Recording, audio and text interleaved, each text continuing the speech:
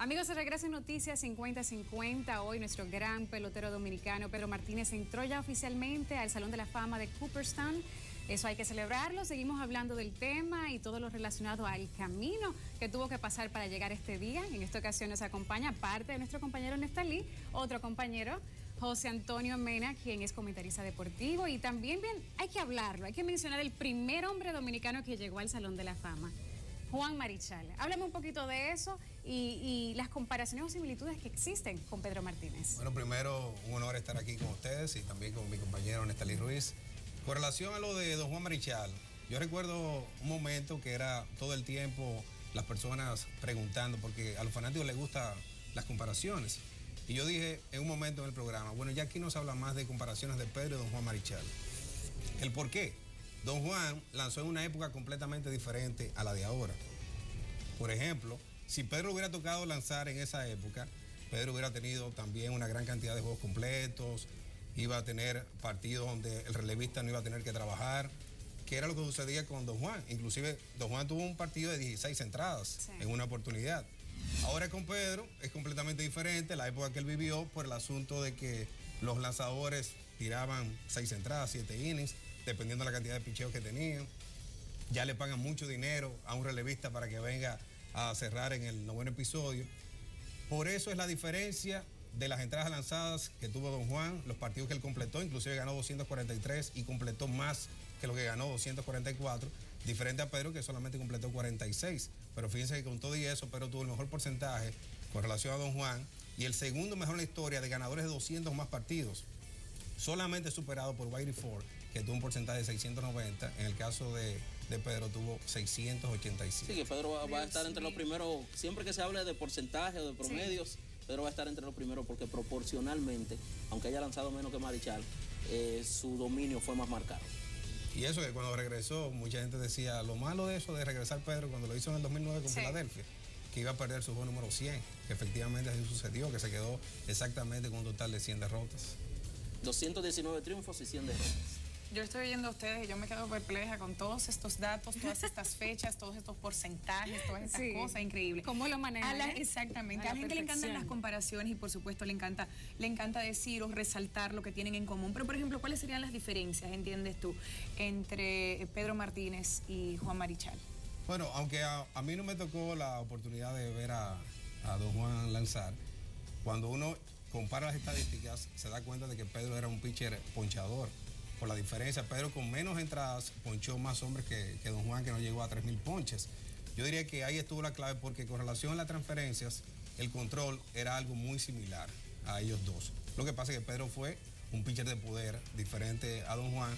A don Juan le tocó la época del picheo, porque en esa década del 60 habían unos grandes lanzadores.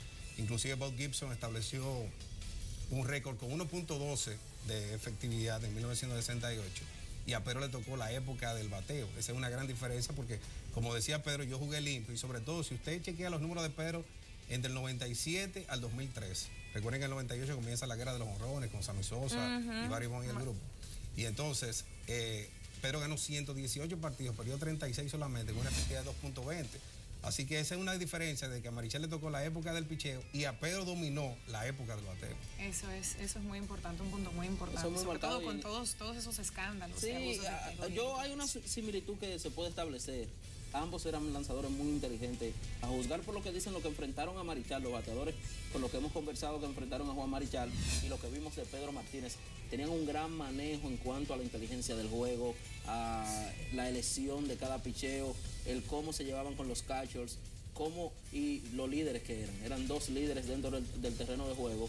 Pedro, un verdadero guerrero, un hombre que se sobrepuso a unos vaticinios contrarios que había de los scouts, incluso de los propios Dodgers de Los Ángeles, y ya de eso habremos hablado un poquito más temprano, de que con esa estatura, 5'9", no iba a tener una carrera larga, y resulta que no solamente fue larga, sino que muy dominante. Demostró todo lo contrario. Así mismo. Hay también que mencionar el hecho y que ustedes nos den su opinión sobre Juan Marichal, que esperó 3 años para salir, y Pedro simplemente en el primer intento lo logró.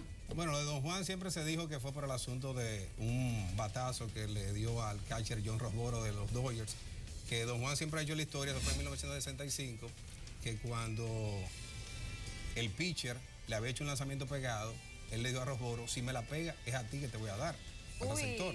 Y entonces, ese incidente lamentable siempre perjudicó a Don Juan en las primeras 2 veces que podía entrar al Salón de la Fama, que fue en 1981 la primera vez, recibió un 58%, y después en 1982 recibió un 73%, se quedó bien cerca del 75%, hasta que ya oficialmente en el 83 con un 83.7 pudo llegar al Salón de la Fama. Cabe destacar también todas esas cosas que tú dijiste de las diferencias de los tiempos y de cómo se jugaba antes, a cómo se juega hoy, y también a todas esas cosas que enfrentó Pedro Martínez en los tiempos, como tú dices, de los honroneros. Hay algo que establecer en cuanto... Creo que por eso influyó también quizás en las votaciones, que fueran más fuertes. Que Pedro estuviera mejor. También el mundo va cambiando.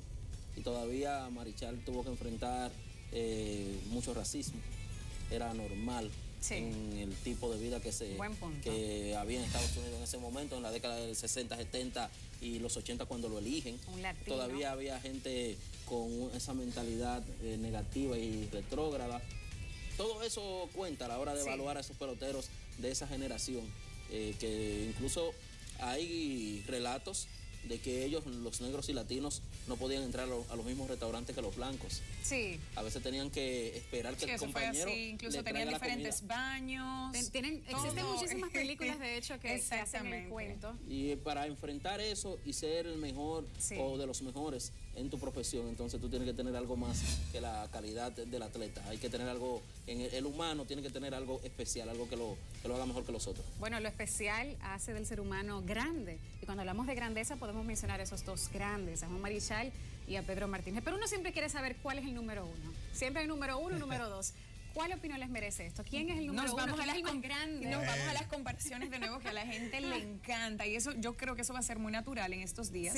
Porque son nuestros dos orgullos más grandes. Yo que siempre digo el mío, como que hoy no es el día de establecer hacer la comparación. Hoy es un día para celebrar esto. Yo lo que diría, Nestalí, que ahora con las estadísticas de nueva generación favorece notablemente a Pedro Martínez. Cuando está lo del WAR, también la efectividad ajustada de lo que hizo Pedro. Por eso es que yo entiendo que ahora mismo Pedro por entender esa parte. Es el número uno. No, pero lo digo por los amigos que están en sintonía con nosotros. Y tú sabes otro punto también de lo que tú hablabas con relación a las votaciones. Los periodistas a veces como que uno no entiende su manera de pensar a la hora de votar. Por ejemplo, vimos un periodista de Minnesota que él dijo, yo no voté por Pedro porque yo entendía que él como quiera iba a entrar. Porque el voto se hace público. Hay periodistas ellos tienen que explicar no necesariamente, pero hay periodistas para sonar que sí lo hacen, porque fíjense que... Yo estuve leyendo algunos de los razonamientos, de las maneras de pensar de algunos de ellos y leí esa, y también había otro que decía, estaba dejando que entrara desde el primer año de una vez los extraordinarios. Entonces eso me provocó mucho, me dio como una pullita en el corazón, porque yo dije, es que Pedro es extraordinario, pero él entendía que le correspondía quizás en otro año. Lo que pasa es que como tú puedes votar por 10 jugadores, entonces ese periodista dijo, bueno, Pedro y Johnson iban a entrar seguro, entonces por eso yo tenía que votar por otros para que siguieran recibiendo votos y el porcentaje sea alto, que no se vayan a quedar. Que por suerte se quedó Sammy Sosa, porque ya Palmeiro, el año pasado, que si uno chequea los números de Rafael Palmeiro, es uno de los latinos con mejores estadísticas en Grandes Ligas y ya está fuera para las votaciones del Salón de la Fama. Wow. Porque eso sucede con el que no llega al 5%. Exacto. Sammy se quedó con el 6% solamente. O sea que entonces ahí rayando. Exactamente. Quedó este año. Y ahora, anteriormente, por ejemplo, los peloteros que recibían el 5% podían mantenerse 15 años en las boletas. Ahora solamente son 10.